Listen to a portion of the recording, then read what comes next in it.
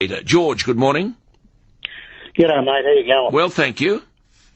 Yeah, mate, I rang you last year. The Muslim community of Brisbane, took 13 loads of hay. I remember you. Into Wundi and Bogabilla, yeah. I remember you. So The now Deen, we're doing, the Deen brothers. That's right. Yeah. Now we're doing 10 loads of water out to Stanthorpe on Saturday. Look, you just keep quiet for 1 minute, George. Okay. This is a wonderful... George, you are unbelievable. Let me just tell you, George won't tell you who he is. But George is speaking on behalf of the Muslim community through Muslim Aid Australia and a Muslim charitable fund.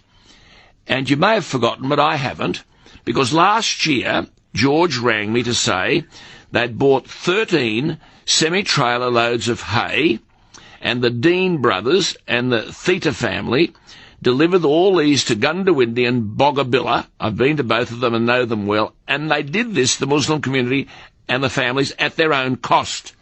Now, that was last year. Now we've been talking about the awful problem of water for places like Stanthorpe in particular. And that's where we'll bring George back on the line because he's too modest to tell us this. So what did you say? You're going to Stanthorpe this Saturday with 10 semi-trailers of drinking water. That's right, mate, yep. And where did you get the water from? Well, Muslim Aid has procured it all. They've paid for it all. And Muslim Aid and Muslim Charitable Foundation, they've been fundraising for over the last... From the Muslim community, mainly That's from right. Brisbane and southeast Queensland. And then That's the right. Deen family, DWN, am I right? The Deen family, as they did with the hay, the Deen family are providing the 10 trucks and the trailers for free. That's correct, yes. Hey? Yep. How good is this?